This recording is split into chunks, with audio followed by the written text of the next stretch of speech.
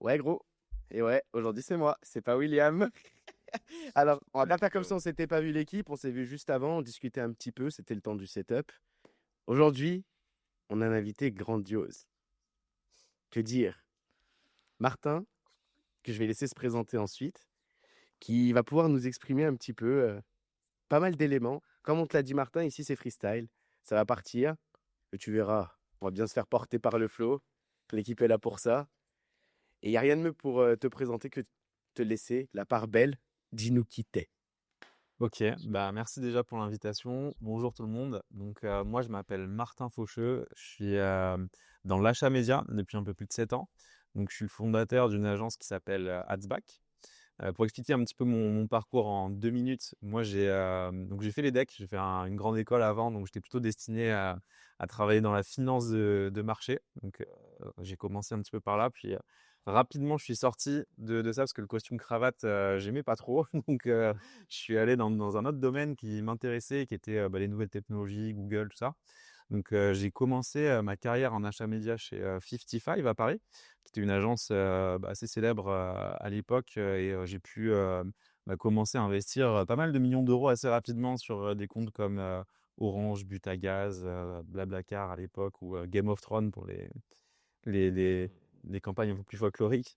Puis ensuite j'ai continué donc en freelance pour le compte de e-commerce, d'entreprises locales, mais aussi j'ai fait un petit peu d'e-commerce pour ma part. Puis après, j'ai rejoint une agence à Paris en tant que manager, où là, j'ai géré une équipe de 5 personnes. Puis c'était des boîtes comme 900 Care, les assurances Tuco, ou 24 Sèvres, qui est la partie e-commerce de LVMH. Et puis après, j'ai cofondé avec mon associé Sacha Adsback depuis maintenant 4 ans et demi, où nous, on intervient pour des startups et scale-up. Et on a une approche un peu plus holistique, full funnel des ads, donc, sur lequel je pourrais sûrement revenir par la suite. Mais voilà pour mon parcours dans les grandes lignes. Et je pense que ce qui pourra intéresser du coup vos auditeurs, c'est le fait que je pense, là, il faudrait que je regarde, mais j'ai dû avoir passé la barre des 100 millions d'euros d'investissement en achat média, tout confondu sur les 7 dernières années. Donc je pense que je peux lâcher quelques petites pépites qui peuvent être intéressantes au cours de notre discussion. Il est humble, là, il va lâcher de la Et pépite, ça, c'est c'est sûr. Et très, là, on a très Baptiste, solide. il va être chaud aujourd'hui, je le sens. Ouais, j'ai hâte de découvrir tout ce que tu vas nous partager. Ouais, Bah, très avec plaisir, important. j'espère pas décevoir. Carrément. Bah, ce qui va être intéressant, c'est que je pense que la plupart des personnes qui nous écoutent, elles font de l'ADS, ou en tout cas, elles pensent à en faire. Ce serait quoi, tu dirais, les principales, les principaux mythes autour du media buy aujourd'hui, tu vois, en 2025, avant qu'on rentre dans le très spécifique, mais sur les trucs assez généraux, les panneaux dans lesquels la plupart tombent au début. Alors pour moi, il y a plusieurs grands mythes dans l'ADS qui viennent justement de l'avancée du marché, où en fait on a une évolution des technologies, des usages, des plateformes qui ne suit pas en fait la compréhension du marché. Pour donner un exemple assez simple, moi quand j'ai commencé, tout était hyper manuel, c'était des paramétrages très précis, du CPC manuel et autres. Et maintenant, tous les algorithmes, ils ont pris le pas, donc c'est beaucoup plus automatisé. Et pour autant, le marché s'attend à ce que tu viennes avec ta baguette magique, ton paramétrage et ton hack secret qu'ils n'ont pas. Ils ont l'impression que quand tu vas passer par une agence ou un freelance, tu vas leur apporter ce petit coup de pinceau-là qu'ils n'ont pas eu eux, et qui leur permettra de débloquer toute la conversion. Ça, pour moi, c'est un gros mythe, et j'en ai toutes les semaines des gens qui viennent me voir pour ça. Il faut travailler une stratégie plus dans son ensemble, et c'est là où ça va être important, c'est de d'abord comprendre en fait qui sont ses clients et quels sont les parcours clients, et arrêter de se dire ok, j'y vais avec 10 000 € par mois sur de la campagne conversion, objectif achat, et advienne que pourra. Donc déjà, je pourrais rentrer évidemment plus dans le détail des stratégies possibles à mettre en place, mais il faut prendre un petit pas de recul, et c'est ce qui va être hyper important. J'en parlais avec Massy la dernière fois, de regarder après ce qu'on appelle le blended CPA, le blended ROS. Donc c'est toutes les activations marketing qu'on va mettre en place. Comment est-ce que ça génère de la conversion, du cash derrière, du chiffre d'affaires, plutôt que de regarder de manière très silotée, ok, bon, j'ai activé cet asset-là, est-ce que c'est rentable ou pas, je coupe ou pas. Il faut sortir de cette micro-gestion et aller sur quelque chose de plus général. Et au global, on voit sur des cohortes et des périodes de 3 à 6 mois qu'on a des ROI qui sont bien, bien supérieurs. Donc ça, pour moi, c'est déjà un premier mythe où il faut arrêter de chercher le paramétrage magique. Parce que même s'il y a des petits hacks à droite à gauche, c'est pas ça qui vous fera passer d'un côté pas rentable à un côté rentable avec 10 de ROS du jour au lendemain. Ok, Ok. hyper intéressant. Hyper intéressant. Est-ce que t'as un autre petit mythe Ouais. donc la vision micro versus macro. Est-ce qu'il y a un autre truc que tu pourrais apporter aussi dans les principaux écueils du marché Complètement, complètement. Je pense que, quelque chose qui est arrivé aussi dans la tête de beaucoup de gens, que ça soit, les directeurs marketing ou, les fondateurs, c'est, l'A/B testing. On entend parler partout, faire des A/B tests, faire des A/B tests, faire des A/B tests. Donc, tout le monde se dit: «OK, il faut que je lance des ads, il faut que je teste des choses». Mais là, on est à une époque, du marché où les gens, ils savent pas quoi tester, en fait. Donc, ils vont, tester 2 créas différentes. Ils vont essayer de tester un peu parfois des offres, parfois des lead magnets, parfois des redirections, des audiences. Mais, en fait, après, moi, des comptes en ads, j'en ai, je pense, audité plus de 1000 et j'ai jamais vu une structure d'A/B testing, qui soit vraiment hyper claire. Et en fait, la grosse problématique des tests que font les gens, c'est que c'est pas, vraiment représentatif d'un point de vue statistique. Pourquoi? Parce que, ils vont te tester, donc, par exemple, si je prends un cas très simple sur Facebook, 2 ad sets avec des audiences, des placements différents, du copywriting qui va être différent, des annonces qui vont être différentes. D'un côté, un UGC, de l'autre côté, une créa statique. Et l'UGC va apporter plus de conversions. Donc, ils vont regarder, ah ouais, il y en a une qui fait 3 conversions, l'autre une, l'UGC, ça marche mieux. Donc, ils vont partir que sur de l'UGC comme ça. Sauf que là, c'est très souvent le cas, c'est pour ça que je prends cet exemple, il n'y a rien qui va. Déjà, on n'a pas assez de volume pour reprendre une décision.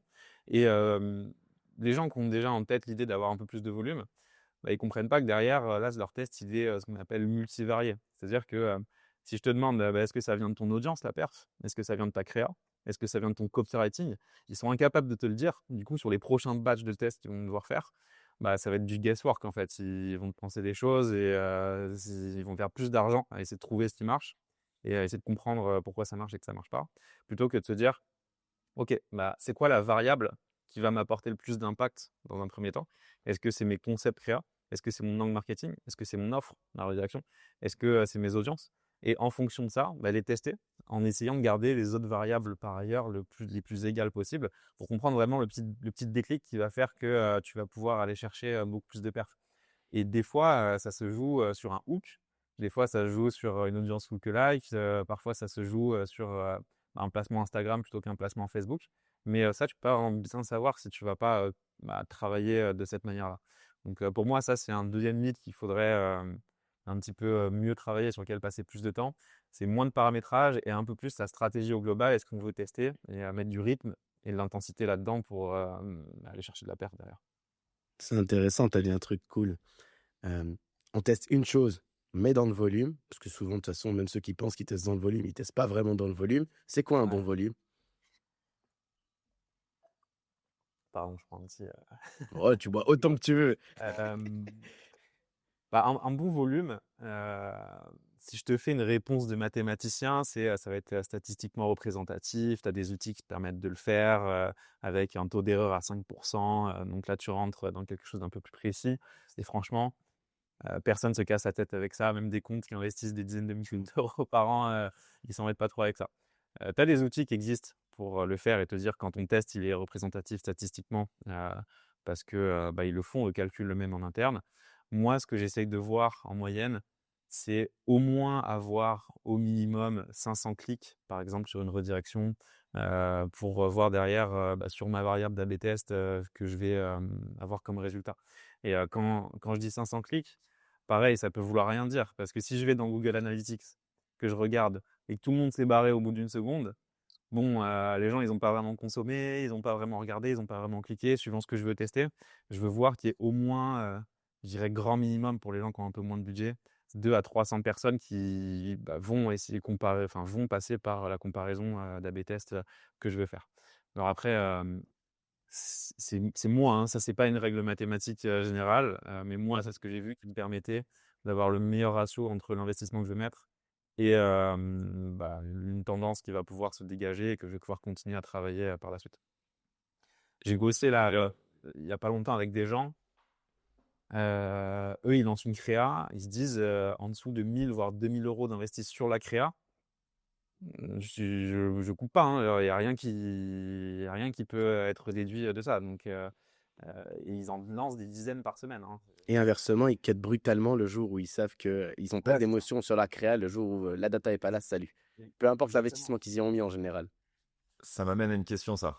Là, aujourd'hui, donc là, tu gères donc toutes les campagnes de Media Buy. Est-ce que tu gères aussi un peu de la créa ou tu es vraiment full optimisation de la campagne?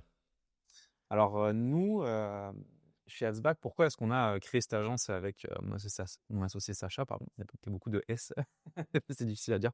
En fait, moi, quand j'étais en agence auparavant, je trouve que c'était vraiment cloisonné entre le media buying, donc l'achat média, la partie créa, la partie stratégie créa, qui est encore autre chose, et la partie copywriting, funnel, landing page. Donc, moi, ce que je voulais, c'était qu'il y ait un account manager qui soit un expert en media buying, mais qui ait aussi toute la connaissance de la composition du funnel qu'il va y avoir autour pour faire appel à ces différentes expertises. Donc, on a construit l'agence comme ça avec un studio qui peut en plus créer de la landing page, créer du simulateur, du comparateur, faire des webinaires, faire tout ce qui va vraiment aider sur la partie funnel et aussi sur la partie créa. La partie créa, on a la partie créa statique et on a une personne qui est spécialisée aussi dans la partie UGC parce que c'est quand même des concepts qui marchent bien à l'UGC. Et ça se précise, hein, on voit justement des tendances dans l'UGC qui commencent à se dégager de plus en plus, qui sont intéressantes à aller explorer, justement. Ok, j'ai une question pour toi. Bien sûr. Ce qui fait le succès d'une agence, est-ce que c'est le côté mathématicien ou le côté artistique? Est-ce que tu vois, si tu as le choix, tu peux recruter un seul mec là, soit tu recrutes un mec genre le mathématicien ultime, soit le créatif ultime. C'est une bonne question. En ce moment, je fais passer plusieurs entretiens par jour, donc je suis en plein dedans. Qu'est-ce que tu entends par quelqu'un qui va être créatif? Est-ce que tu penses à typiquement à la personne qui va être chez une agence comme Buzzman qui va te sortir le spot publicitaire hyper innovant ou alors quelqu'un qui va rentrer dans l'analyse en détail des campagnes? Bah justement, c'est ça Donne-toi ta le question. dur. En fait, Donne-toi ton rôle d'account chez toi Ouais, dans Adsback, c'est quoi pour ouais, toi le top account? En fait, si ouais. tu as justement là, tu peux recruter qu'une seule nouvelle personne dans l'agence Mm. et tu dis, OK, soit j'ai un tueur vraiment en analyse de data, le mec qui arrive à m'optimiser les campagnes, enfin, tu sais, vraiment le côté très mathématicien, le côté très chiffré, Ouais. versus le côté ultra créatif où le mec, il arrive à chaque fois avec un sentiment de marché très fort, il arrive tu vois, à trouver ses créas. Qu'est-ce qui a le plus de poids? Je dirais quelqu'un qui a quand même un profil analytique. Parce qu'en fait, je me suis confronté à un mur, moi, en essayant de développer cette agence et c'est pour ça que je comprends qu'il y a beaucoup d'agences qui structurent de plein de manières et plein de process différents. C'est que, bah, moi, tu vois, toutes ces compétences, sans prétention aucune, je pense les avoir. Ça fait longtemps que je fais ça, je vois beaucoup de cas, ça m'intéresse, c'est mon agence, donc je suis obligé de toutes les maîtriser. Mais quelqu'un qui va venir travailler chez moi, c'est difficile de lui demander toutes les compétences en même temps, de par sa fiche de poste déjà, et d'autre part ses expériences passées. Donc je préfère un profil analytique parce que je préfère me dire que la donnée, elle ment jamais. Et je préfère quelqu'un qui va me construire des campagnes pour mes clients. Donc ça va être, comme tu dis, mathématique, on va avancer petit à petit et on va réussir à trouver ce qui fonctionne, plutôt que quelqu'un qui va partir dans une direction, puis dans une autre, puis dans une autre, puis d'un coup il va avoir un éclair de génie, puis il va arriver à atteindre la marche qu'on souhaite atteindre. Donc en termes de proba, il y a plus de chances d'y arriver avec quelqu'un qui a un esprit analytique. En revanche, il faut toujours un petit peu ce grain de créativité, ce petit coup de génie de temps en temps pour se dire: «Ah putain, là j'ai une idée, ça peut valoir le coup d'être testé» et d'appliquer du coup des méthodes, d'analyse. Mais c'est pour ça que, je recrute les 2 profils, dans l'idée Ouais, ouais. pour les 2, tu vois? C'est ce que j'essaye de faire. OK. Et là, du coup, tu as le marché qui évolue quand même assez rapidement. Tu dois le remarquer sur à quoi le public est sensible. On le voit sur certaines choses où des trucs qui marchaient extrêmement bien il y a peut-être 3 ans. Là, voilà, il faut être un petit peu plus ingénieux pour pouvoir adresser le marché. Mmh. C'est quoi les tendances que tu repères un petit peu en ce moment, tu vois, au niveau macro, justement, en termes de, tu vois, dates, qu'est-ce qui fonctionne plus du tout, ou qu'est-ce qui se remet à fonctionner, parce que des fois, c'est des cycles, c'est des trucs, ça marchait il y a 10 ans, ça marchait plus il y a 5 ans, ça remarche maintenant. Est-ce que tu t'identifies un petit peu des... Donc, tu as parlé de l'UGC pas mal. Est-ce qu'il y a d'autres choses que tu vois un peu comme ça venir? Ouais. Une première chose que je trouve vraiment hyper intéressante, c'est que les annonceurs avec qui on travaille, ils sont de plus en plus enclins à lancer des stratégies plutôt de notoriété, de reach, vraiment d'aller chercher du trafic qui vont pouvoir connaître leur marque pour les reconvertir par la suite. Mhm. Donc, on a de plus en plus de budget sur cette partie-là. Là où avant, j'ai l'impression que c'était plutôt les grands groupes, grandes entreprises qui avaient compris ça, quoi, qui essayaient d'aller chercher le maximum de présence. Là, on a peut-être des plus petites marques aussi qui vont travailler ça et qui vont lancer des funnels en plusieurs parties pour accompagner la maturité des utilisateurs et des prospects potentiels. Je te prends un exemple. Avant, il y a peut-être 2-3 ans, en fait, le Covid n'a pas aidé avec ça, hein, parce que le Covid, tu lançais une campagne, tu avais 40 de ROI direct sur ta campagne d'acquisition. Donc, les gens, ils étaient là en mode, ah ouais, moi, je veux ça aussi, mais sauf que bah, les temps ont changé, on est dans une phase qui est un petit peu incertaine sur les budgets et autres. Donc, les gens font attention à leur argent. Donc, il faut travailler cette stratégie dans leur ensemble. Et là où je trouve que c'est intéressant, c'est justement, il y a des gens qui sont plus ouverts à lancer, par exemple, des campagnes avec des objectifs de vue vidéo, puis des lead magnets, puis après les faire avancer petit à petit sur des conversions intermédiaires jusqu'à la vente. Euh, je prends un exemple. Les choses qu'on peut lancer en ce moment, c'est carrément la création d'offres intermédiaires où, avec des clients, on va pouvoir démontrer leur expertise dans des produits digitaux qui vont se vendre entre 10 et 100 balles, des lead magnets gratuits, où en fait, ça permet de plus ou moins de sponsoriser les ads. Et au final, quand tu regardes ce que je disais tout à l'heure, tu as peut-être mis 10 000 euros dans le mois, 3 000 euros sur ta campagne. Tu as fait, allez, on va dire 300 ventes, donc 300 clients potentiels. Tu as 5% qui va convertir en clients sur tes grosses offres de services derrière. Et en fait, c'est des clients que tu as eu gratuitement parce que de toute façon, ils ont acheté tes produits digitaux. Donc, ces personnes-là, en fait, elles vont sponsoriser tes campagnes. Et c'est des stratégies avant qui étaient difficiles à faire passer pour le coup, mais qui sont de plus en plus intéressantes parce que tous les jours, comme je disais, je vois des gens qui viennent et qui me disent regarde, fais un audit. Là, ça fait 1 an qu'on met des milliers d'euros par mois et on a des coûts par clic à 15 balles, on n'a pas de lead et ça marche pas, on sait pas quoi faire. Donc, moi, c'est ce que je vois au global, de faire des choses un peu plus en escalier comme ça pour aller chercher de la perf. Une chaîne de valeur de Russell. Ouais, ouais, on peut appeler ça comme ça. Et en fait, faut bien comprendre une chose, c'est que déjà, les gens n'ont aucune idée de qui sont leurs personas, qui est de leur marché. Donc, ce serait bien de commencer par là. À chaque fois, nous, on parle de Mec, ça. c'est incroyable. C'est la même chose pour nous avec les infopreneurs. Souvent, on doit refaire on a tout un PMF, un produit market fit à refaire. Parce que, ok, t'as fait quelques ventes, mais tu sais pas vraiment qui sont tes clients, tu sais pas vraiment qu'est-ce qui résonne à fond avec eux. Et du coup, rien qu'en optimisant ça, des fois, et juste en ajustant le message, sans tweaker des trucs de fou sur le tunnel, déjà, il y a un effet hyper positif qui est, qui Ouais, apparaît. c'est clair. Et moi, je trouve, en fait, je me suis dit au début, bon, c'est des petites boîtes, c'est normal, ils progressent au fur et à mesure. Mais j'ai changé d'avis quand je tombais sur pas mal de boîtes qui mettent entre 50 et 100 000 balles par mois depuis quelques années. Puis tu leur fais après, quand tu arrives sur le compte, une étude de leur persona, des angles marketing, tout. Ils disent, ah ouais, ça c'est intéressant, c'est vrai, on n'a jamais même pensé, quoi. Nous, on est juste. En fait, ils le bossent pas, hein. Non, ils ne travaillent Ils pas. se laissent vivre, la boîte croît et en fait, ils laissent le truc avancer, tu vois. C'est ça, mais en fait, ils sont là, ils ont un ROI où ils sont plutôt contents, ils sentent qu'ils peuvent aller chercher plus, mais ils savent pas trop comment. Et ils sont encore dans ce truc, comme je disais, quand ils viennent me voir, ils me disent, ah ouais, on n'est pas sûr des mots-clés, on n'est pas sûr de ci, on n'est pas sûr de ça, mais non, déjà, c'est ton positionnement, ton message aussi qu'il faut retravailler. Et c'est ça qui va aider tes ads. C'est un petit peu ce que je disais au début, où il n'y a pas de paramètres magiques, donc ils viennent pour ça. Après, on leur explique ce qu'il faudrait faire, et là, d'un coup, ça marche mieux. Mais ouais, pardon. Ouais, Non, mais moi, selon moi, j'aimerais bien que tu me partages, enfin que tu me dises ce que tu en penses. Selon moi, le marché, tu vois, enfin le media buying dans son ensemble, les algorithmes sont devenus tellement puissants que en soi, les paramétrages, comme tu as dit, c'est pas là où il faut mettre le plus d'intention, le plus de concentration. C'est vraiment d'aller tester de nouvelles créatives. Et c'est ça qui fait la différence. Avec, encore une fois, un tracking bien précis qui suit tout le parcours client jusqu'à l'achat et de voir vraiment les cycles de vente, les délais et de voir quel est ton objectif, de clarifier ton objectif en plus de ton avatar client, d'aller chercher grâce à ton problème solution fit, genre les problèmes douloureux qu'ils rencontrent avec l'échelle de John Schwartz, avec problème aware, solution aware, etc., must aware. Donc de différencier ça avec une vraie stratégie au global, mais en soi, d'aller optimiser les campagnes sur des paramétrages, c'est pas forcément le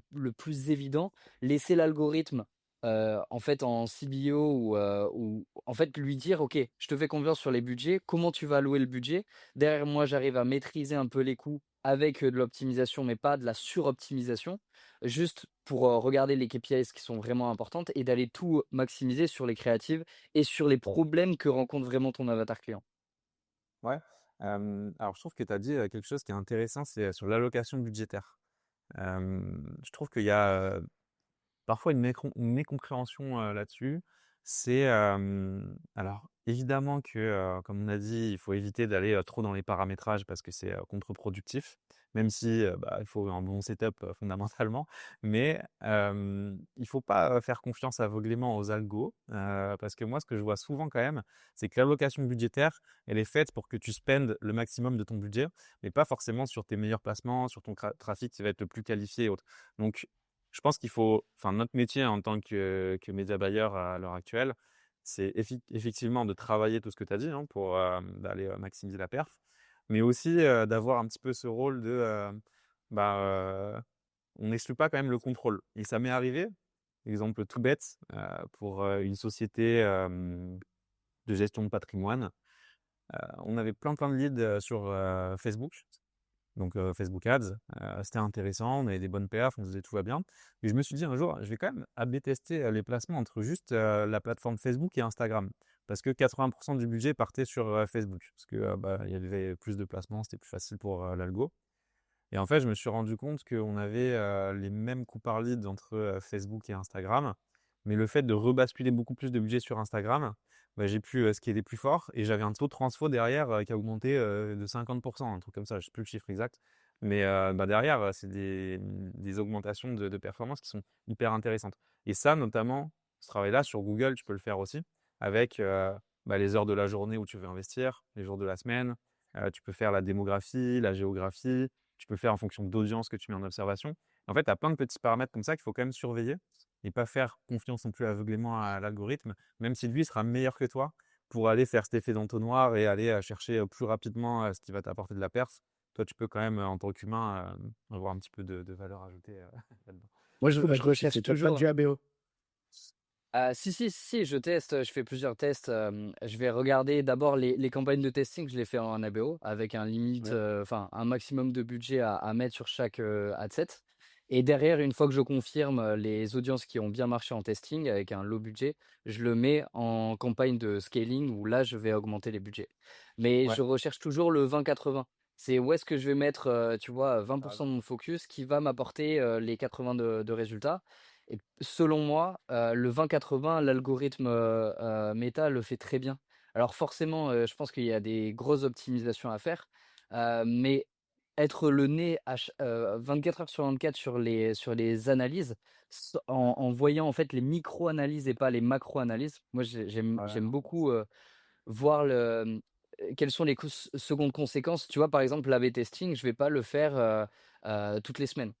Je vais faire de l'A/B testing sur un cycle qui est beaucoup plus, long, pour vraiment voir toutes les secondes conséquences de ce que ça a amené, étant donné qu'on est sur un cycle de vente qui est beaucoup plus, forcément long parce qu'il y a des appels de candidature et ensuite il y a le closing et ensuite ça fait remonter à Eros qui nous donne l'information. Donc tout ce cycle-là est beaucoup plus long que juste un low ticket, boum, t'achètes, ça fait remonter l'info, à l'algo ouais. et voilà. Ouais, je suis hyper d'accord avec ça. Un petit point juste technique que je veux partager sur le testing. Ça peut être intéressant aussi d'utiliser sur Meta des campagnes en CBO, même en testing, où tu mets, comme tu as dit, à l'inverse, un ajustement de dépenses minimum par jour. Par exemple, tu as 3 adsets et 50 euros, tu mets 10 euros minimum de dépenses sur chaque adset. Au moins, tu as un peu de data sur chacun. Et tu as 20 euros de flexible pour derrière que l'algo il aille un petit peu là où c'est le meilleur à chaque moment.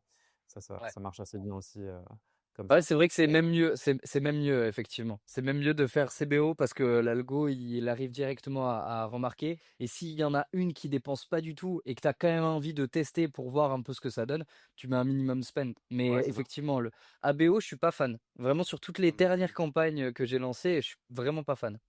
Mmh. Ouais, bah, après, si tu veux tester des trucs vraiment précis avec un budget que tu as déjà en tête, ça peut valoir le coup. Mais sinon, c'était toujours un peu dans une logique à la fois de testing et performance. Je trouve qu'un setup en CBO, ça reste, enfin, ça apporte plus de perf, je trouve personnellement. Ouais. Ok, moi, je suis d'accord avec toi après sur tes A/B tests. C'est une grande question, ça, à chaque fois. Tu vois, il y a des clients où, même avec des gros budgets, par exemple, là, nous, bah, pour reprendre ton exemple dans la formation, nous, on a accompagné là, pendant bah, beaucoup de mois, je ne sais plus quand c'est qu'on a commencé, mais une entreprise qui s'appelle Augmente. Augmente, ils font une alternative au MBA pour les entrepreneurs et autres. Et eux, ils sont aux États-Unis, ils sont dans le Golfe, et là, ils attaquent l'Europe aussi. Et en fait, leur particularité, c'est qu'ils ont envoyé une offre qui est hyper cool. Genre, ta classe, elle va être faite par le fondateur de YouTube, le numéro 2 de Google, l'inventeur de Wikipédia. Enfin, ils ont que des. En fait, c'est C'est leur du lourd, plus ça. marrant, c'est de se positionner avec des bêtes de profs, quoi. Et donc, on dépense bah, pas mal d'argent. Ils veulent scaler très, très fort. Donc, c'est des budgets à 6 chiffres mensuels. Mais on a quand même cette problématique de bah, comment on fait quand on fait un A/B test pour avoir un volume de conversion qui est assez significatif pour qu'on puisse avancer. Donc, ça rejoint ce que tu dis parce que bah, faire une vente, c'est que ça quand même ça prend du temps, c'est de l'argent pour les gens. Donc, tu peux pas le tester en 3 jours. Donc, en fait, toute l'idée, c'est d'essayer à chaque fois de mettre en place des événements sur GA4 qui peuvent te permettre de comprendre les tendances. Donc, comme on disait, tu peux avoir des taux de scroll, tu peux avoir les personnes qui vont voir les vidéos, par exemple les VSL, les personnes qui vont rester un certain temps sur le site, tu peux mettre des déclencheurs comme ça, nombre de pages, Ouais. et bah, faire les demandes, enfin, commencer à remplir les formulaires et autres. Et tout ça, au bout d'un moment, quand tu commences à avoir de l'historique, tu peux comprendre déjà un peu plus vite si tu as une tendance qui est plutôt positive dans ton test ou pas. Comme on me disait tout à l'heure, c'était jamais sûr à 100%, mais au moins, ça te permet d'éviter de dépenser 50 000 euros pour avoir une réponse sur la couleur d'un bouton, quoi. C'est c'est pas mal. Ouais. En fait, c'est un vrai Euh, travail de profiler. Là, j'ai l'image un peu, tu sais, du mec qui fait un profil, c'est type du tueur en série, sauf que le tueur en série, c'est ton client, quoi. C'est le mec qui achète. Comment il se Ouais, comporte, ben qu'est-ce ouais. qu'il consomme, qu'est-ce qu'il fait, combien de temps il reste sur la page. Ah, mais Euh, Nouvel c'est ce que intitulé de poste maintenant. Profiler AI. ouais, je suis profiler. il faut faire. Ouais. Non, mais Ouais, c'est non, vrai, hein, en fait, il faut être un peu un détective aussi, là, c'est de comprendre ce que font ouais, les c'est gens, les détective. entreprises. Ouais, c'est exactement ça. Je prends l'exemple, en gros, étant donné qu'on a une équipe sales avec, tu vois, des setters qui, Ouais, eux, ont le feedback directement de terrain des leads qu'on a, tu vois. Tous les matins, il y a un huddle avec les setters et il y a des end of the day. Donc, c'est les setters ok. qui mentionnent toute leur reporting, journée et ouais. qui font un reporting de tout ce qui s'est passé. En fait, étant donné que eux, ils sont en contact direct dès qu'il y a une opt-in, dans les 5 minutes qui précèdent l'opt-in, ils essaient de les appeler. Bon, forcément, c'est pas tout le temps Ah, comme c'est pas ça, mal. mais au moins c'est direct ils nous font remonter la data. À chaque fois, tous les matins, tu vois, on a les IOD, donc les reportings, et je vais choisir, tu vois, par exemple, un lead qui est pas quali. Il va m'envoyer tout simplement l'email de cette personne pas quali, et je vais regarder dans mes datas, ok, il vient de la PMax, tu vois, de Google, ou il Ouais. vient de 7 à 7, etc. Et en fonction de ça, je peux vraiment ajuster rapidement mes publicités parce que, tu vois, je me fie pas au cycle de vente de manière macro, mais vraiment au détail de ce que l'équipe me dit, tu vois. Et ça, en Ouais. e-commerce, est-ce que tu as des moyens de voir, d'ajuster rapidement tout ce qui est un peu micro? En e-commerce ou de manière générale? Ou de manière générale, ouais. Comme tu veux, hein, je vais faire bien précise. Bah, en fait, ce que tu dis, pour moi, c'est fondamental. Et ben, je connais pas vos clients et je vais être honnête, je sais pas exactement ce que vous faites. Mais déjà, sur le fait que vous fassiez ça, je peux dire que bah, vous avez une approche qui est qualitative. Parce que c'est ce qu'il faut faire, clairement. De faire ce suivi entre les ads et la partie sales. que beaucoup ne font pas, même quand c'est des boîtes qui ont tout internalisé. Ce qui est assez étrange d'ailleurs, mais c'est le cas. Et ce que tu peux faire du coup, alors peut-être que tu le fais sur Google notamment, mais tu peux le faire aussi sur Facebook, sur LinkedIn, sur d'autres plateformes, c'est faire ce qu'on appelle la remontée des conversions hors ligne. Donc, c'est faire ton travail que tu fais là, mais de manière automatique en fait, avec les algorithmes. Donc, ce que tu vas faire, c'est, alors, désolé, je rentre un petit peu dans la technique, mais peut-être que ça intéressera certaines personnes qui nous écoutent, qui Vas-y, faire. t'inquiète. Quand tu vas mettre une annonce en ligne, que ce soit sur Google ou sur Facebook, dans tes URL, tu vas avoir sur Google notamment un Gclead ou un FBclead sur Facebook. C'est un identifiant, Ouais. chaîne de caractères unique qu'il va y avoir associé à chacun des clics dans la base de données Google. Toi, ton objectif, ça va être de faire en sorte que tu mettes un champ caché dans tes formulaires et que tu récupères cet identifiant unique. Comme ça, quand c'est soumis, ce formulaire, tu vas voir la fiche dans le CRM de la personne et tu vas avoir le champ ID Google, ID Facebook avec l'identifiant. L'idée, c'est faire quoi? C'est derrière, quand tu fais tes réunions comme ça, tes sales, ils vont pouvoir te dire celui-là était quali, celui-là était pas quali pour telle ou telle raison, ça c'est un MQL, ça c'est un SQL, celui-là on l'a signé, celui-là on l'a pas signé. Et derrière, tu vas pouvoir remonter de manière automatique à Google cette information pour que l'algorithme, il sache derrière, en fonction, enfin, il fasse une réconciliation entre l'ID qu'il y a dans ton CRM et l'ID qu'il y a dans ta base de données pour se dire, OK, en fait, cette personne-là qui vient de telle campagne, ça, c'est pas bon, ça signe pas en client. Celle-là, oui, ça signe bien en client. En fait, je remarque, moi, dans mes données, que celles qui signent en client, c'est des gens qui habitent dans la Creuse, qui convertissent entre 8h et 10h du matin. Et en fait, tout ce qu'on disait, les paramètres tout à l'heure, de faire confiance à l'algorithme, c'est un petit peu la même idée, mais avec plus de données. Pourquoi est-ce que c'est hyper important de faire ça? C'est que moi, j'ai vu beaucoup de cas où, en fait, c'est un petit peu un poison invisible. Tu fais de la génération de leads comme ça sur 6 mois, 1 an. Tu optimises, tu optimises, tu optimises. Tu as tes coûts par lead qui baissent au fur et à mesure.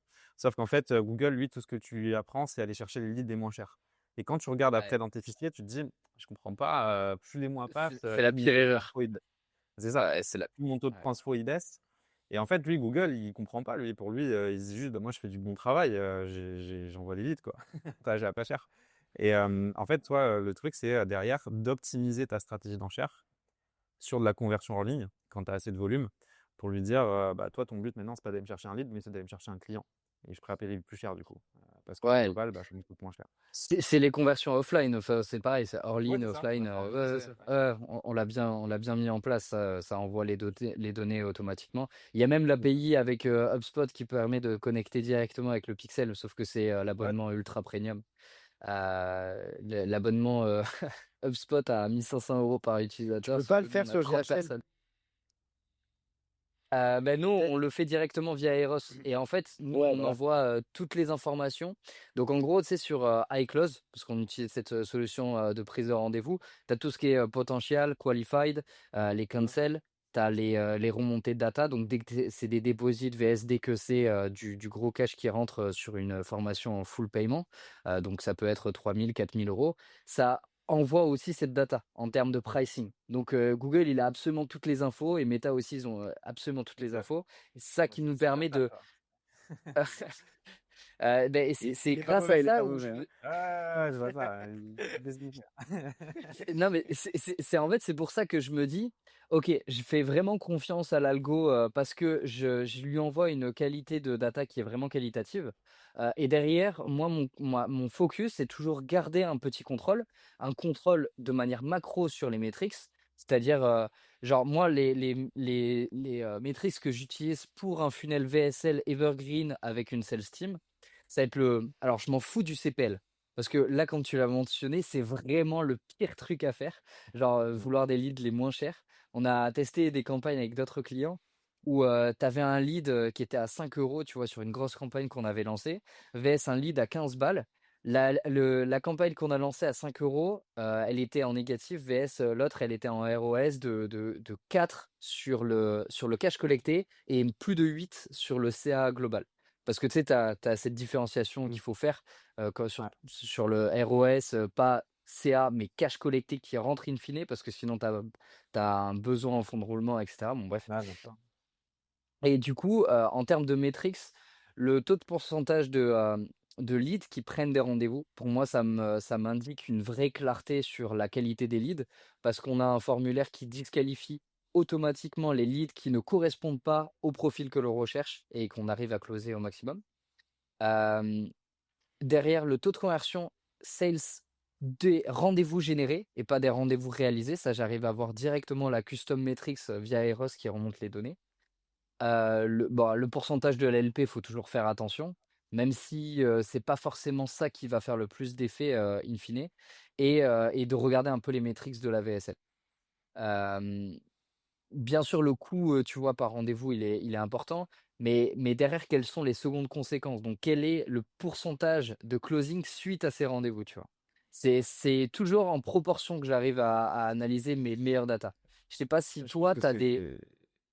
Vas-y, Will. Vas-y, termine. Non, je veux dire, c'est comme sur YouTube, tu vois, faut faire attention aux vanity metrics. Et c'est vrai que, tu vois, optimiser une data sans prendre en compte toutes les autres, genre, enfin, c'est exactement ce qu'on a rencontré chez certaines personnes ou certains feedbacks que j'ai eu de Enzo avec des mecs avec qui il travaille, qui se disent, ouais, mais mec, je comprends pas, je te ramène X centaines de leads par mois, X milliers de leads par mois. Ouais, mais si tu envoies des mauvais leads, après, derrière, surtout pour vendre sur du high ticket, c'est contre-intuitif. Parce que si tu as t'envoies, il m'a sorti une métaphore. Il me dit, ouais, t'envoies 2000 SDF chez Porsche, il n'y en a pas un qui va acheter une Porsche, quoi. Et je vais dire même pire, la seconde conséquence d'envoyer des leads de merde, c'est que la sales team se démoralise, ne fait plus confiance en l'infopreneur, en sa capacité d'amener du lead quali, et donc tout le monde se barre, il y a un turnover, et c'est là où tu perds le plus d'argent parce que tu as mis du temps à former ces équipes sales. Ah, Donc T'es pas en train c'est vraiment d'expliquer la la seconde. chute des entrepreneurs actuels dans l'infoprenariat qu'on a vu. Parce que si je peux me permettre, ça se voit qu'ils sont pas bons en media buy. Parce qu'en fait, ils ont up jusqu'à un moment, ils ont pété leur coût par lead et que l'algo arrive plus à aller chercher du lead pas cher juste devant. Et en fait, ça s'effondre. Non, mais c'est clair. Moi, ce que j'aime Et, bien dire. Ça va. Ouais, vas-y, Martin, je suis désolé. non, t'inquiète. Non, mais je voulais juste rebondir là-dessus par rapport à ce qu'on a eu une discussion la dernière fois avec Massy là-dessus, sur le fait que le contenu il devient de plus en plus roi et même dans l'Ads en fait. C'est bien d'aller capter des personnes via de l'Ads dans tes programmes, dans tes funnels, mais derrière il faut réussir à le faire gagner en maturité par rapport à tes offres, qu'ils comprennent ta problématique, qu'ils comprennent comment tu peux l'aider. Et je trouve que on parle pas assez de la jointure, de la jonction entre l'Ads et l'emailing. Mais pour moi, c'est vraiment deux canaux qui marchent de concert et qui sont hyper intéressants parce que, comme je vous le disais tout à l'heure, tu fais de l'Ads, tu vas pouvoir convertir 2 à 3% de ton marché adressable. Ça ne veut pas dire que les 95% d'autres clics que tu as générés, ils sont à mettre à la poubelle ou à recibler avec une campagne achète ma formation pendant 6 mois, j'étais ruiné. Et c'est là où, comme on disait tout à l'heure, partager du contenu, de la valeur ajoutée, faire du nurturing, du setting comme vous faites peut-être, et après de les faire gagner en maturité sur vos différentes offres. Pour moi, c'est ça qu'il faut faire, clairement. Ouais, on revient à la stratégie un peu macro où tu prends tous les flux d'acquisition et tu essaies de le combiner pour qu'il y ait une stratégie cohérente de A à Z en soi. Ouais, c'est ça, c'est ça. C'est complètement ça. Et je sais pas, j'ai l'impression que, comme on a dit, là, les formateurs, infopreneurs, le dropshipping, le Covid, il y a eu un mélange de je lance une campagne, je deviens riche, avec tout ce que les gens ont perçu. Mais je dis pas que c'est pas possible de lancer une super campagne et d'avoir plein de retours sur investissement d'un coup. Ça reste très faisable. Mais il y a des moyens qui sont plus sûrs d'y arriver et qui éviteront à 9 personnes sur 10 de se casser les dents en mettant quelques milliers d'euros en ads. C'est de travailler justement toute cette structure et après d'avoir une vision à plus long terme et pas de se dire ok, je lance une campagne. J'ai des gens des fois ils me disent j'ai lancé, j'ai lancé pendant 2 ou 3 jours. Non, je n'ai pas vendu mon accompagnement à 5000 balles. C'est Ouais, C'est catastrophique. Enfin, après, tu leur dis, ah ouais, toi, ça t'arrive des fois, tu cliques sur une pub, tu achètes un truc à 5000 € comme ça, Non. ça t'arrive souvent. Enfin, Ouais. ils se rendent pas compte, quoi. C'est trop bizarre. Bah, c'est clair. C'est clair. Bon, les gars, on a bien parlé de media buying. C'était super intéressant. C'était très technique. Je pense que le mec qui tient jusqu'ici, c'est un mec, il a déjà au moins mis son nez dans un live, dans C'est un devenu un podcast. business Ils vont manager. ils vont tous aller travailler chez Martin et chez Baptiste. Les infopreneurs par la gauche, les autres par la droite. Allez, faites-vous Non, mais- plaisir. Ah, ce que j'aimerais bien voir avec toi un peu, Martin, c'est parce qu'il y a, Ouais. donc, il y a l'expertise pure et dure que tu as sur Media Buy. Et là, c'est incontestable. Tu as envoyé des énormes pépites et je pense que ça peut aider pas mal de personnes. Maintenant, sur le temps qui nous reste, si tu es OK, je serais chaud que tu nous parles un peu de la posture de CEO et comment tu as fait grandir l'agence, justement. Parce que tu nous as dit, OK, bah là, full expertise, ads, les gars, telle croyance, tel mythe, tel truc, tu es rentré vraiment en finesse. Maintenant, si on dézoome un petit peu sur comment tu as fait grandir ton agence aujourd'hui, c'est quoi un peu l'histoire de ton scaling? Ouais, bah écoute, c'est une très bonne question parce que j'ai pas envie de saouler trop longtemps les gens. Je pourrais en parler des heures. Je pense que Baptiste aussi, de ce que j'ai compris. Donc, on pourra avoir d'autres conversations ensemble. Vous allez vous... Avec ça va grand connecter. plaisir. Avec Ça va grand connecter de plaisir. ouf. Mais ouais, bah en fait, j'ai deux casquettes parce que effectivement, bah, j'ai un peu ce rôle d'expert parce que moi, c'est un peu mon dada de faire de l'ads. Par la force des choses aussi, j'ai créé une agence où on est une petite quinzaine de personnes maintenant. Donc, on n'est pas très gros, mais on se veut se positionner en tant qu'expert sur le marché de l'agence et essayer de vraiment d'apporter de la qualité comme vous faites. Et donc, comme je disais, j'ai toujours eu en moi un petit peu cette volonté de l'entrepreneuriat. Déjà, quand j'étais à l'EDEC, euh, moi, tous les ans, je payais 10 ou 15 000 euros d'école, je me souviens plus. Puis je voyais sur Internet, c'est des gens qui faisaient ça par mois et sans diplôme, sans rien, juste parce que c'était des bosseurs, quoi. Donc, je me suis mis à cette époque-là un petit peu là-dedans, dans l'entrepreneuriat. J'ai commencé à faire mes petits sites, j'ai travaillé en freelance en plus à côté. Puis j'ai vu que c'était possible. Donc après, j'ai continué en agence, en CDI à la fin de mon école parce qu'il fallait que je rembourse mon prêt. J'avais besoin de faire de l'argent pour rembourser mon prêt. Mais assez rapidement, un petit peu moins d'un an, je me suis rendu compte que j'étais pas bien dans mes baskets. Donc, j'ai décidé de me tirer, sans chômage, sans rien. Donc, j'ai reçu un coup de téléphone de ma mère qui m'a dit qu'est-ce que tu fais en fait C'est quoi ton délire Je te rappelle que tu as un crédit à payer, enfin, tu as fait tout, ta prépa, tes études, tes machins, tout ça pour te mettre à la rue là. Enfin, c'est quoi On ton. a la même histoire. Je te jure, on a la même histoire. Ma daronne qui m'appelle, ouais, qu'est-ce que ça a foutu et tout, alors que je l'avais pas prévenu. Tout ça pour ça? Fallait y aller avant dehors. Sérieux, non mais sérieux. Mais tu sais, en plus, il y a ce truc un peu des mères, elles parlent entre eux, tu sais, c'est un peu la fierté des enfants. Ils disent, ah ouais, mon fils, il a fait une grande école, l'autre, il est devenu Tellement. pilote de chasse, l'autre, il est devenu médecin, parce que j'ai un cercle d'amis où ils ont fait des études qui sont cool. Et là, Et t'étais moi, c'est là, elle dit, ah bah, moi, il fait rien, là. Oh, moi, j'ai un fils. Ouais, c'est ça, voilà. Donc, je suis déjà fier. C'est déjà pas mal. Et en fait, j'ai dû lui dire, bon, bah là, j'ai plus l'argent pour payer mon appart à Paris et tout, je vais devoir rentrer à la maison, quoi. Donc, moi, j'habite dans le sud de la France, dans un petit bled. Donc, je suis revenu pendant un an chez moi et j'ai commencé à bosser en tant que freelance. Au début, tout seul, et Sacha m'aidait. Sacha était encore en poste. Donc, lui, il a fait Accenture Digital. Après, il a fait Artefact, qui est une agence data vraiment très réputée. Puis après, il a travaillé chez Iconoclast en tant que gross manager. Et donc, l'idée, c'était d'associer un petit peu ses compétences de gross et mes compétences en ads pour justement avoir cette approche un peu plus globale, comme on en a parlé. Donc, on a commencé comme ça. Et au début, ça s'est fait un petit peu à deux, où lui, il m'aidait. Moi, je gérais les comptes, un peu en mode freelance à deux. Donc, les premiers clients, c'était aller chercher sur des groupes Facebook, faire des trucs à la performance, essayer d'aller choper des premiers clients comme ça. Il y a des gens qui m'ont fait confiance assez rapidement parce qu'ils ont vu que c'était assez carré. Donc, ça a monté assez vite jusqu'au moment où, un an plus tard, on a voulu passer en agence. Et en fait, les gens ils me demandent souvent pourquoi je suis pas resté en freelance et que je suis passé en agence. Bah, la raison, c'est tout simplement parce que je me suis jamais posé la question. Tout simplement parce que ça s'était pas hyper bien passé, mon expérience dans ma précédente agence où j'étais en CDI. J'avais un petit peu la rage et je voulais juste faire mieux qu'eux. Du coup, c'était juste par pur ego, je me suis dit, je vais faire une agence qui va être mieux. Et donc, j'ai commencé à recruter une première créative stratégiste et un premier account manager. Donc, on commençait à structurer les deux pôles. Puis, de fil en aiguille, on a eu des clients de plus en plus gros. Ça a bien monté jusqu'au moment où on est arrivé à 30, puis 40, puis 50 000 euros de chiffre d'affaires mensuel. Donc, on a atteint un petit plafond de verre à ce niveau-là. d'où ma rencontre avec Massy, qui nous a bien aidé à Avec le GOAT. à la boîte, Ouais, t'es à là. augmenter. Le big boss. Ouais, Ouais, clairement. si vous avez une agence et que vous voulez la structurer, la scaler, faites appel à Massy. On Voilà, au essaye moins, de c'est faire dit. des petites choses. C'est gentil. Non, mais franchement, ouais, Massy, de bons conseils et surtout, toutes les personnes qui sont un peu dans cette situation, que ça soit, je pense, il y a plusieurs paliers, hein, 10, 20 Ouais. 000 euros, 30, 50 000 euros, puis après, les 1 million d'euros par an de chiffre d'affaires.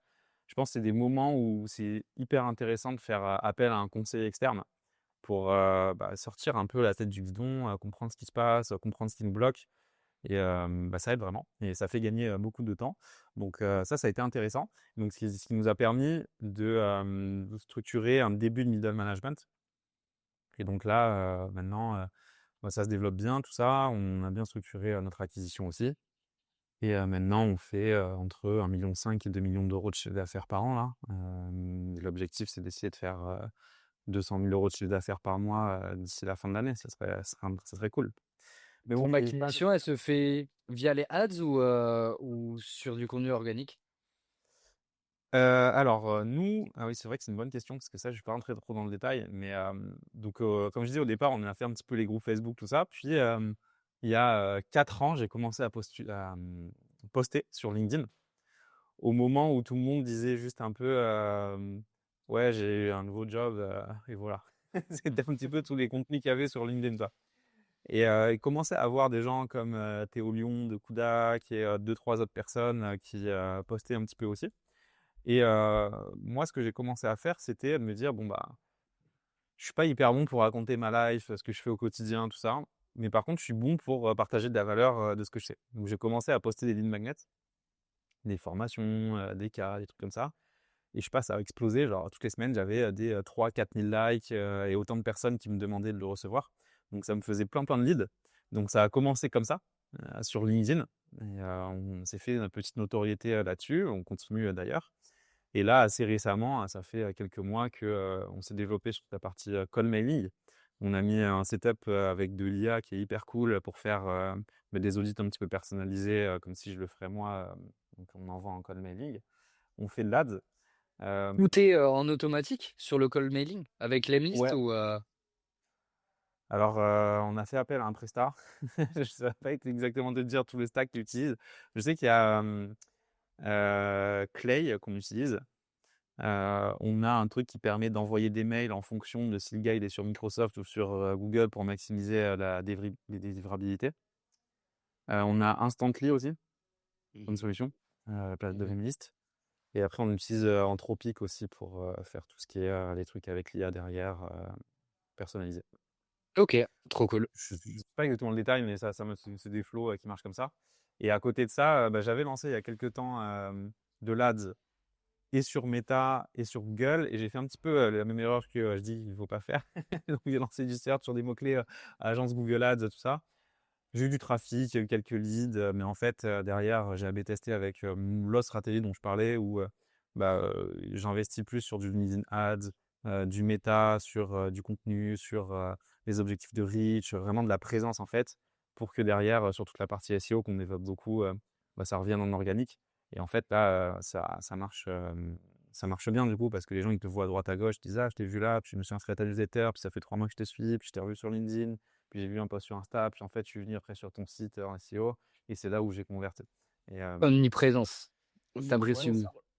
Toujours. Et c'est là où tu vois qu'il y a des points de contact qui peuvent être très variés et que, en fait, c'est pas impossible, mais c'est rare que, comme tu dis, surtout si tu vends de la presta ou un service de haut niveau, qui clique sur une ads et qui l'obtient direct et qui l'achète ton truc sur un cycle de vente archi court. Enfin, sur ta typologie de service. Après, sur certains infopreneurs qui ont de la formation en ligne et tout, nous on le voit, on le fait sur des cycles de vente assez courts avec des systèmes de VSL ou autres. Mais c'est vrai que tu vois qu'il y a quand même une petite sophistication du marché. C'est bien d'avoir une présence quand même, d'être contactable et vu et visible sur différents endroits parce qu'il y a un de ces endroits qui va lui permettre d'aller à l'étape supérieure. ouais, c'est ça. En fait, je pense qu'il faut les deux, tu vois. C'est juste qu'au bout d'un moment, si tu fais que l'un, tu vas atteindre un plafond de verre. Et pareil, inversement, si tu fais que l'autre aussi, tu peux atteindre un plafond de verre. Parce que si tu fais que de la noto et tout, bon, c'est bien, mais il faut activer aussi de temps en temps. Et inversement, si tu fais que de l'activation, comme on a dit, tu vas toucher 3% de ton marché hyper chaud, mais le reste, tu passes un peu à côté. Donc c'est bien d'avoir les deux. Mais juste pour les gens qui nous écoutent, qui se disent ah ouais, mais moi j'ai pas les moyens de tout activer en même temps. Justement, demandez à Baptiste, il saura le faire. Faites des campagnes avec des objectifs, comme je disais, de riches, de vidéos, de moto.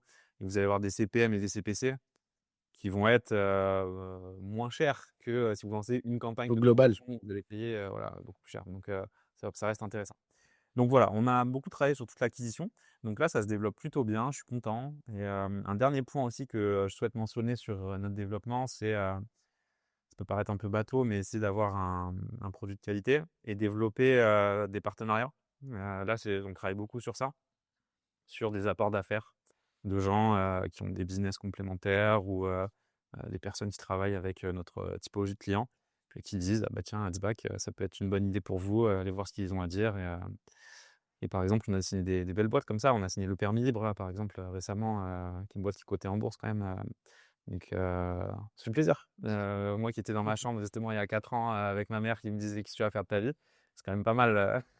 Comme, Carrément. comme agent compte, je suis plutôt content. C'est vrai que ça, c'est sous-coté, le réseau professionnel en IRL.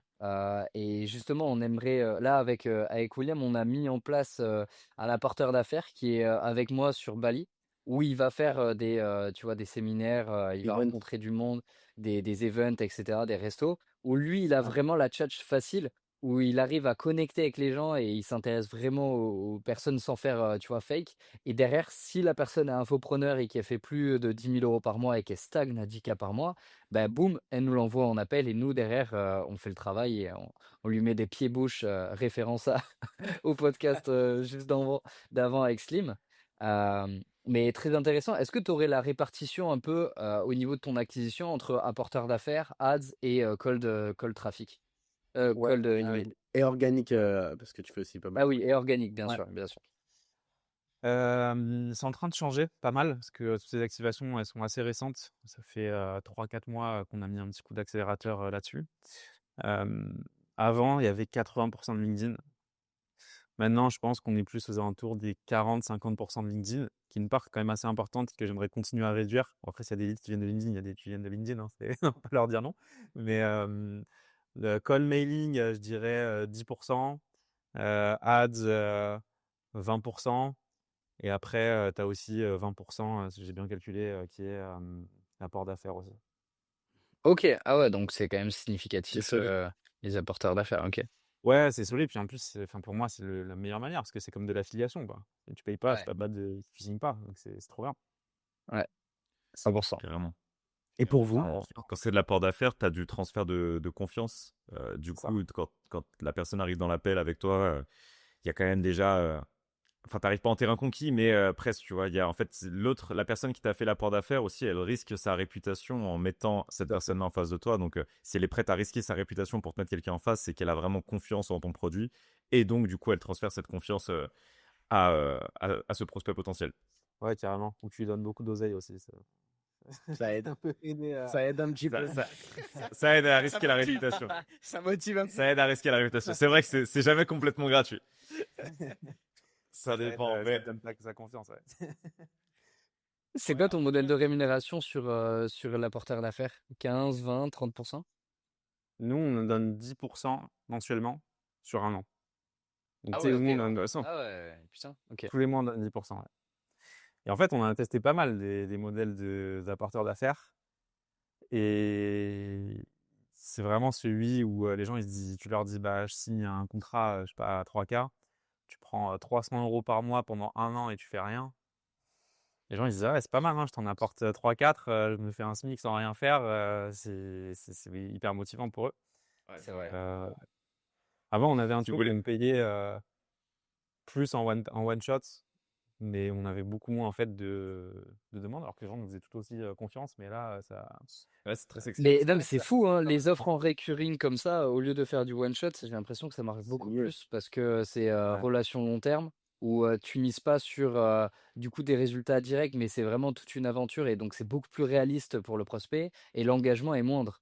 L'engagement financier, du coup, entre mettre 12K d'un coup vs 4 ou 5 000 € par mois, c'est beaucoup plus acceptable pour la personne qui va du coup booster ses résultats, soit en permettre, parce qu'il y a aussi ce manque de trésor. Quand tu investis dans un accompagnement à 10, 15 ou 20 000, bah, ça te fait un énorme coup de trésor.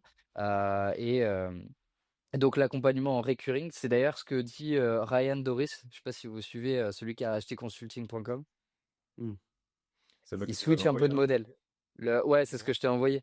Yeah. High touch Celui consulting. celui qui vraiment facture très cher le conseil.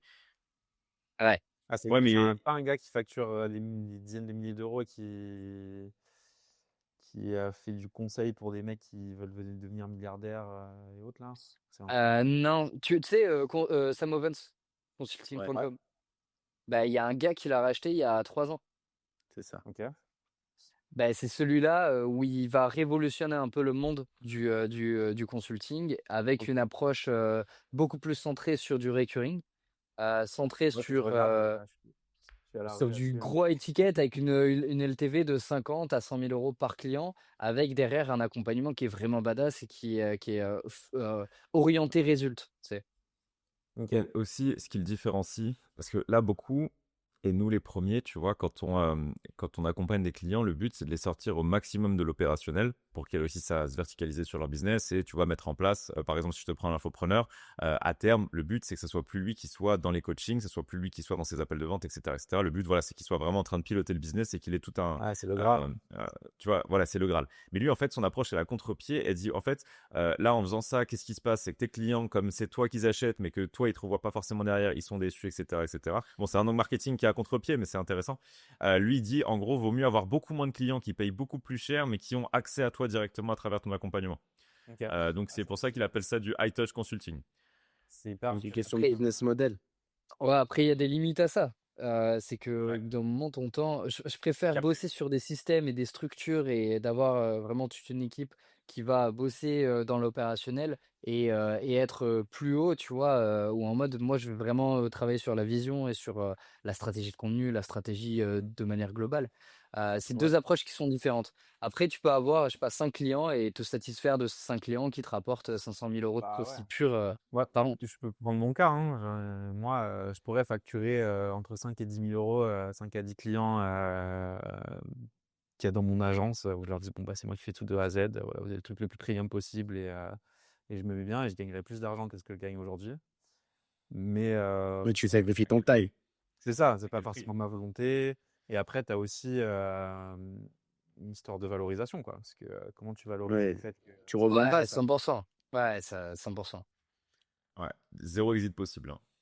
Enfin, Juste dites à vos possible, mais, infopreneurs qui se compagnie brand de plus et un peu moins de perso brand pour que quand ils développent leur système, ils valent quelque chose. Le problème des infopreneurs, c'est qu'ils développent des choses, ils n'arrivent pas à les refourguer parce qu'ils les ont trop développés sur leur personal brand. hmm. Après, par essence, l'infopreneur aussi, ce qui fait qu'il fait le 0 à 10 par mois, par exemple, ou 0 à 20 par mois, c'est parce que c'est très centré autour de lui. Les gens, c'est lui qu'ils achètent et tout. Et Ouais, les débuts. dans la Traction. logique, tu vois, à un moment, il faut créer la marque et toujours exister, tu vois, avec la marque, mais que la marque, elle prenne le pas. Mais c'est très dur, tu vois, pour de l'infoproduit pur et dur, de faire émerger une marque sans attacher une personnalité dessus en fait, dans cette niche-là, hein, tu vois, en tout cas, c'est très différent de la startup ou, tu vois, les startups, par exemple, c'est la startup qui existe. T'as des fois le founder qui est très présent aussi, mais tu vois, la startup, elle existe par elle-même, tu vois. Ouais, je vais prendre l'exemple de Finari. Je trouve qu'il arrive très très bien à faire ça, à On y est. gonfler sa brand personnelle, mais aussi sa brand de compagnie, ou en mode, tu vois, les deux montent et les deux cohabitent ensemble, mais par contre, elles sont distinctes. C'est qu'il va parler de son SaaS, il va pas parler de lui et de sa formation. Et en fait, c'est Ouais. une approche que j'aime beaucoup et il est directement monté. Genre, il n'était pas sur YouTube il y a, je sais pas, il y a 2 ans. Alors, je dis peut-être une connerie, hein. Mais en tout cas, moi, je l'ai pas Ouais, vu pop et il a pop d'un coup. En fait, il a pop grâce à son format. C'est le concept de l'étude des patrimoines de tout à chacun qu'il a fait pop parce que juste avant, il faisait plein de vidéos en mode YouTube pas ouf parce qu'il faisait en fait du tuto de sa propre boîte et tout le monde en a rien à foutre. Et en fait, une fois qu'il a fait, dès qu'il a vu qu'il y avait une petite touch, il l'a rincé, comme on dit. Ouais. La stratégie du volume. Une fois qu'on a trouvé le Graal, il faut pas chercher d'autres trucs. Fonce. Non, mais c'est Exactement. c'est clair. Mais ouais, je suis hyper d'accord avec tout ça. Moi, les cas que j'ai vus dans la formation, pareil, parce que nous, on a fait beaucoup la formation aussi, vu que Sacha, il vient de l'univers de la formation.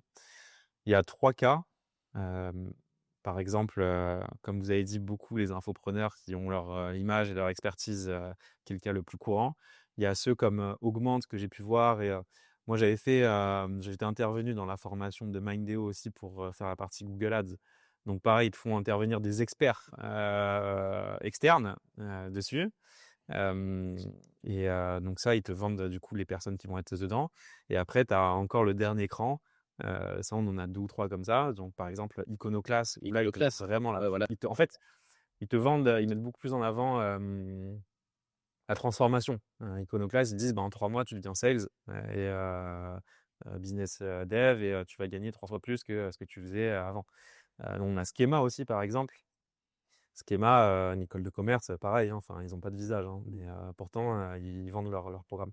Ouais, après, comme disait Massy, hein, le truc, C'est un sujet de bread.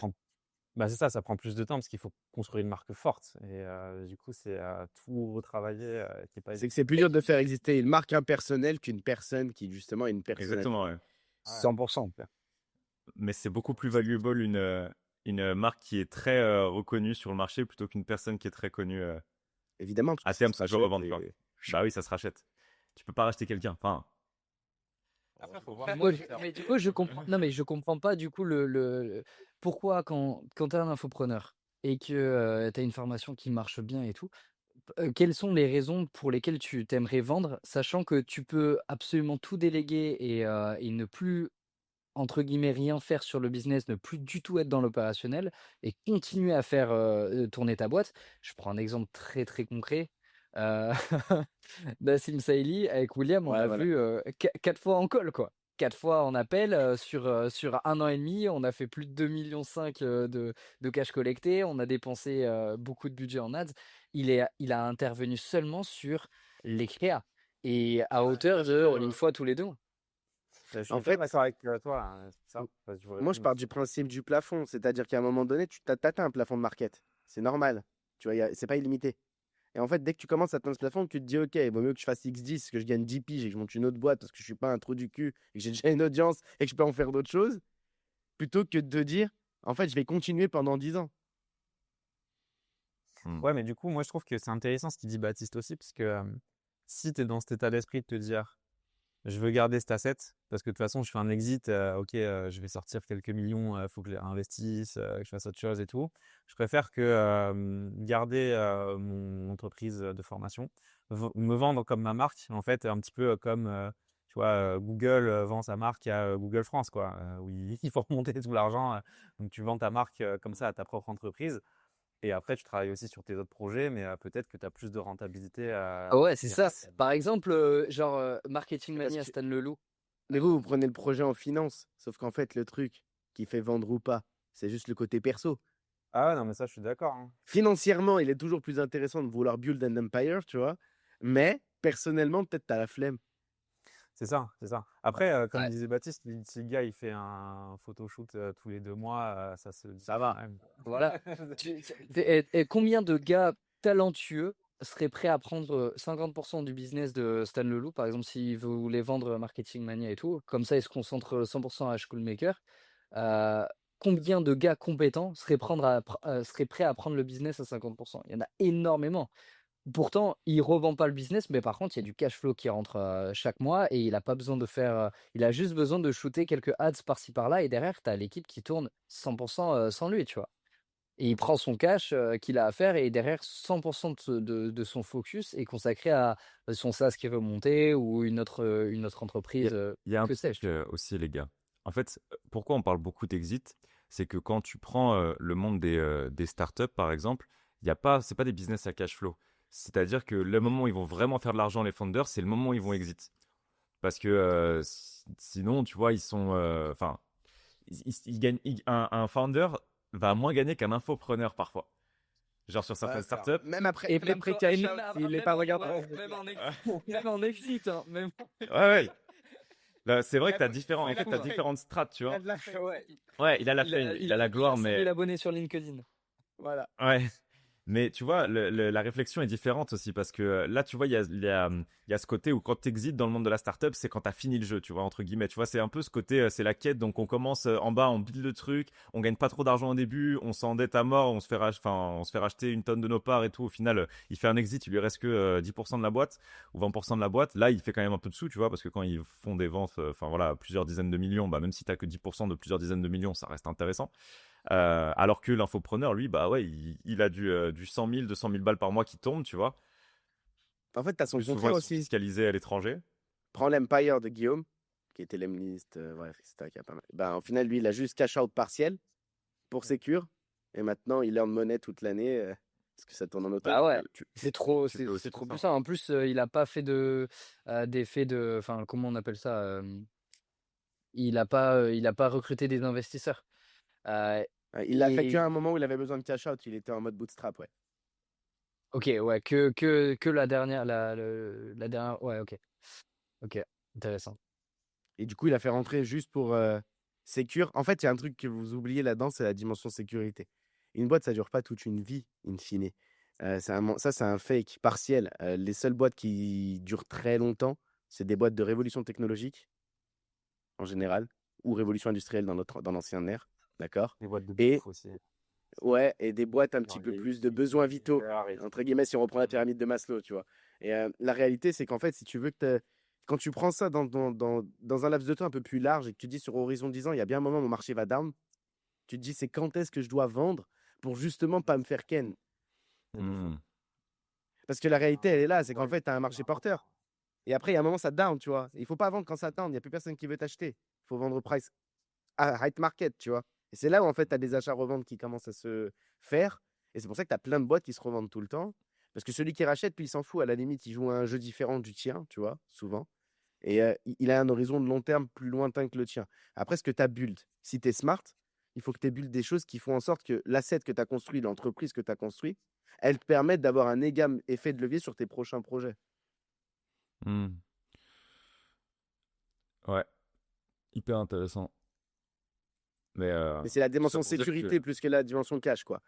Parce qu'en fait, il y a un moment donné, ça se finit bien. Et un jour, il va bien avoir la guerre. Et quand il y aura la guerre, il n'y aura plus d'acheteurs. Et même ta boîte, elle aura coulé. Et si elle coule, tu l'as dans les culs.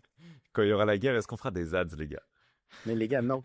D'accord? Troisième guerre mondiale, est-ce qu'on a encore besoin de scaler des infopreneurs? Bah, en vrai, tu vas scaler des trafiquants d'armes, mais Ah ouais, c'est là.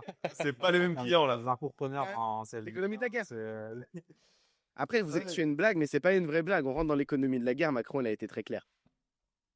Non, Mhm. c'est sûr, hein. Mais de toute façon, c'est ce que je disais, hein, il y a eu la guerre qui a été annoncée Covid. Ça dit nous sommes en guerre. Et Il maintenant, y a eu 3-4 jours où il s'est rien passé, plus personne ne faisait rien. Puis après, les gens, quand on leur a dit qu'ils allaient rester chez eux, bah, tout le monde s'est mis à dépenser sur Internet. Et depuis, bah, avec tout ce qui se passe, tous les conflits qu'il y a dans le monde, franchement, je trouve que le marché, par rapport à tout ce que j'ai connu, et j'ai pas une plage non plus énorme, hein, je fais ça depuis 2017, je crois. Je trouve qu'on est dans un moment qui est quand même incertain. Genre souvent, je trouve que Ouais. l'été, soit ça va à fond, soit c'est pas ouf, mais on le Là, sait. ça flotte. Ça flotte Ouais, pas c'est mal. un Hein. peu, ça Et, flotte, c'est et pas si fou. demain, ça pète un peu de partout, t'es bien content d'avoir cash out. C'est un peu l'idée aussi, tu vois. Moi, j'aime bien dire, il vaut mieux 20 millions tout de suite que 30 millions jamais. Sauf C'est que un du coup coup, de tes fiel. 20 millions, tu les mets où? Parce que s'il y a la guerre ou quoi, enfin, les banques, elles peuvent clairement te geler l'argent, Je etc. vais te dire un truc. Quand il y a de Mathis, il va l'argent, se faire couler de l'or, il va se faire des lingots. quand il y a de l'argent, il y a que des solutions. Vraiment, il faut apprendre ça. Quand il y a de l'argent, il y a que des solutions parce que les riches d'avant ne sont pas les pauvres d'après-guerre, ça reste toujours les plus riches. D'ailleurs, tu es plus riche en temps de guerre Après la guerre. qu'avant-guerre. Et du coup, la guerre est un enrichissement pour ceux qui en ont énormément. Ouais, 100%. Ah bah, c'est Du sûr coup, bon, que c'est faites full cash parce qu'après, les maisons, elles valent 10K alors qu'elles sont à 1,5 million d'habitude et ça va acheter du Et patrie. après, c'est les seuls. Allez, c'est parti. Ta-da-da-da-da. Ouais, c'est ça. Hein. C'est ça. Alors, j'espère qu'on n'aura pas quand même, on n'arrivera pas là, mais bon, Ça va arriver. gardez-le quoi. Si on Vous est regardez souvent les logique, infos ou ça pas, arrive. vous? Est-ce que vous Ouais, regardez non. souvent les infos? Juste les grosses dingueries, tu vois, parce que quand même, il faut Ouais, savoir pareil. être tenu au courant de ce qui est macro, Bah, je pense que géopolitique. les trucs, en fait, je pense que les trucs très importants, quoi qu'il arrive, tu peux pas ne pas être au courant. Donc la nouvelle arrivera à toi sans que tu aies besoin, toi, de te connecter, tu vois, genre à BFM et tout, des trucs comme ça. Genre, pour moi, c'est Ouais, vraiment du bruit et ça te pollue. ça te pollue de ouf. Martine a Des gens qui se suicidé passent un son truc. frère. Martine s'est suicidée. Jacques a tué son frère. Tout ça, ça m'a saoulé. Tu vois. C'est les trucs importants, tu finis toujours par être au courant. Si tu sais, enfin, tu le remarques. Moi, j'ai pas allumé une chaîne de télé depuis hyper longtemps. Tous les trucs importants, tu les vois passer. Soit c'est tes potes qui t'en parlent, soit tu le vois passer sur ton fil d'actualité, sur LinkedIn, sur Instagram ou d'autres trucs. Tout le macro, tu peux pas passer à côté, tu vois. Ouais, heureusement que j'ai une C'est copine qui a évite pas mal de Instagram. bruit. Parce que sinon, je serais vraiment zéro au courant de tout ce qui est. De Moi, tout je ce suis qui se assez passe. comme toi. Hein. Je regarde rien. Genre, je suis un. En fait, je suis déconnecté de ce monde parce que je m'en fous des réseaux complets. Et frère, j'ai la flemme, tu vois. En vrai, j'ai envie de Non, kiffer ma vie. non, ma Pas envie technique, d'avoir c'est de monde négatif. je suis un peu les cours en bourse et tout. Ouais. Et si je vois que ça se crache, je me dis, ouais, il a dû se passer un petit truc là. Je regarde du coup si ce qui s'est passé ou inversement. T'investis un peu en bourse? Ouais, j'ai un peu investi en bourse. ETF ou des actions? J'ai fait, ETF et j'ai fait de la crypto aussi. Donc là, je suis pas hyper heureux en ce moment. Mais... Ouais. Les gars, j'ai tout perdu, moi. Non, mais non, n'en parlons pas parce que Baptiste, c'est aussi une private joke, Martin, faut que tu saches. Il fait des dingueries et après il pleure. Il fait des dingueries. Non, je rigole. Tu vois pas, je pleure pas, je rigole, frère. Ah, c'est bien. Justement, tu sais que grâce à cette dinguerie-là, un jour, tu vas être multimilliardaire. Évidemment, tu nous oublieras pas au passage. C'est grâce à cette folie que tu y arriveras. Ouais, ça m'étonnerait là, parce que vraiment, c'est tombé très très bas. Ouais, il Et je chiffonne pense de ouf. que, C'est un ouf. moi, si je devais remettre de l'argent, là, j'ai un peu arrêté là, mais c'est pas enfin, Mo. déjà faire Mo. du DCA sur des ETF Ouais. et de l'IMO et peut-être un petit peu de crypto, mais je sais pas, 10% du panier 20% ouais, du je portefeuille. suis allé un peu à fond. Alors, je suis désolé, mais Marcel, là, Va lui ouvrir, va lui ouvrir. je vais ouvrir, j'arrive. Va lui ouvrir. Vas-y. Ah, je vous jure. Ah là. Non, moi, perso, là, pas d'investissement. Je vous ai dit, full cash out et après, on investit tout. Je vaut mieux que j'investisse dans ma boîte. Elle me fait plus de croissance que tous les actifs qui existent. Moi, je t'avais dit il y a quelques semaines là que c'était le thème, c'était l'investissement cette année, que j'allais arrêter de burn du cash. Ouais. Et au final, là, avec la maison, j'ai trop de frais, mec. Genre, j'ai trop de trucs à acheter, à réparer, des En trucs vieillissant, qui tu viennent te et rends tout. compte que la vie n'est pas gratuite. Ah, putain, mec, mais c'est une dinguerie. Il y a toujours 1000 balles à mettre quelque part. Hein. C'est incroyable. Ah, viens pas à Et Dubaï. ah ouais. Viens à Bali, rejoins-moi. Moi, c'est 30 Je vais balles. aller à Bali. 30 balles à chaque fois. À Bali avec Bat, on va manger pour 2 balles au resto. On va se faire des massages pour 5 balles ou 6 balles. Ça, c'est intelligent. Il y a aussi des parties. C'est ça qui est pas en Asie. Ouais, apparemment. Non, ça, c'est en Thaïlande, les gars. Ah oui, c'est ça. Non, mais en fait, Joke, Martin, parce qu'il est arrivé une dinguerie, frérot. Je te rappelle Ouais. brièvement. on pourra te. Non. Accaparé. Il s'est fait accaparer, puis il est arrivé dans un univers différent. C'était le métaverse. Puis il y avait quelqu'un qui Carrément, faisait ouais. des choses bizarres avec des ustensiles qui sont normalement pas faits pour cette chose-ci. Et genre, c'était un spectacle. Et lui, il nous a dit, et les gens, ils étaient posés, mais chill, tu vois. Comme si autour d'eux, il n'y avait rien. Et il m'a dit, du coup, je pense qu'ils étaient tous cool et tout, un peu comme moi. Je lui ai dit, non, t'étais seul normal. Eux, ils sont tordus. C'est le faux, je suis pas normal. Hein. T'as ça mieux. Non, en vrai, Non, reste pas. C'est bien la typisme. je trouve que aller tu sais, quand on est entrepreneur et qu'on a la possibilité de voyager un peu partout dans le monde et de choisir un peu son pays, je trouve que aller dans un pays où le coût de la vie est extrêmement cher, c'est pas forcément en tout cas de ma perception, c'est pas forcément Quand le t'as pas bon d'enfant. move à faire. Ouais, j'ai pas cette condition en plus parce que enfin, du coup, j'arrive pas à me l'imaginer parce que je l'ai pas et que je la vis pas. Mais avoir le choix de tous les pays que tu as, tu vois, et d'aller t'installer à Dubaï, ça peut être bon pour le réseau et tout, mais en termes de qualité de vie, je trouve ça démesuré sur ce que tu pourrais avoir sur les autres choix qu'on peut te proposer, tu vois. Je sais pas En ce que vrai, vous en pensez. c'est pas si cher que ça, rapport qualité-prix, en toute transparence, tu vois. Après, moi, je suis peut-être un peu décorrélé, comme monsieur a souvent tendance à me le rappeler, Martin. mais en vrai, Par rapport à Dubaï, ça va, hein. T'es au SMIC, quoi. ouais, voilà. Enfin, je suis pas exceptionnel, on est d'accord. Et l'idée, c'est de se dire, en fait, qu'est-ce que tu veux? En fait, c'est plutôt un truc, évidemment, je suis assez d'accord avec Baptiste. En fait, si j'étais seul, peut-être que je ferais pas les mêmes choix, tu vois. Mais avec des enfants, tu as besoin d'une bête d'école. Et dans une bête d'école, tu as souvent des hubs internationaux où il y a des bêtes d'école. Ou Hmm. une éducation un peu plus amoindrie. Ouais, puis quand tu vis aussi, tu as la santé, quoi. Ouais. Et ici, c'est vrai que t'as un système. Tes besoins d'infrastructure sont pas les mêmes. Je pense Ouais. que c'est ça, c'est que quand tu es plus jeune, que tu es en bonne santé, que tu pas de problème particulier, tu peux être en mode très plus aventurier.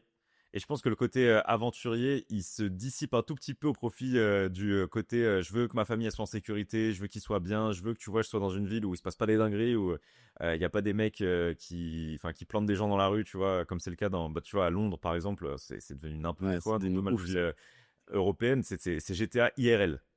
J'ai pas vu, C'est moi, n'importe ça. quoi. Tant que ça? Bah, à Londres, en ce moment, enfin même depuis quelques années maintenant, c'est la criminalité, elle a grave augmenté et t'as vraiment littéralement des gens qui seront plantés dans la rue tous les jours, tu vois. Ouais, puis t'as C'est beaucoup d'organisations de vol de téléphone et tout. Et c'est normal, en ouais, fait. Faire de Vous France. prenez des villes qui sont des hubs internationaux historiques.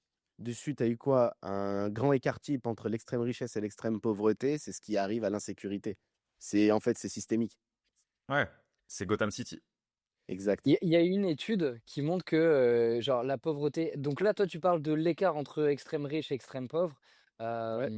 et qui cause du coup la criminalité. Non, Putain, la j'ai pas dit ça. criminalité. C'est pas la pauvreté qui cause la criminalité, mais en fait, c'est ces villes-là qui attirent souvent des populations qui peuvent être enclins à. Et en fait, c'est pas forcément des gens du pays, ça peut être des gens externes, etc. Tu vois, il y a plein de choses qui font qu'il y a des problèmes dans une société. C'est un peu plus complexe, il n'y a pas qu'une variable, mais ça amène Mhm. les autres variables. Hmm. Je vois ce que tu veux dire. Parce que c'est pas Parce parce que que t'es là, pauvre que t'es criminel, pas du tout. oui, voilà, c'est ça. C'est D'ailleurs, que je t'ai les bon, pauvres j'ai tué études. personne. Merci. Je suis pas si Toi, sûr. t'en as un Je suis peu pas plus si de sûr, Massy. là-dedans. Non, je suis sûr, ça Ouais, tué personne. ouais, Je je dirais suis à pas Bali. après. Je suis à Bali depuis 3 ans et la qualité de vie ici est vraiment douce. Ouais, le bronzage aussi, il est sympa, hein. Quel visage et tu aimes beau gosse un peu, non? Pas qu'un peu, pas qu'un peu. Pas qu'un peu. Ah, mais Non, après, mais là, c'est ça vrai va, en que vrai.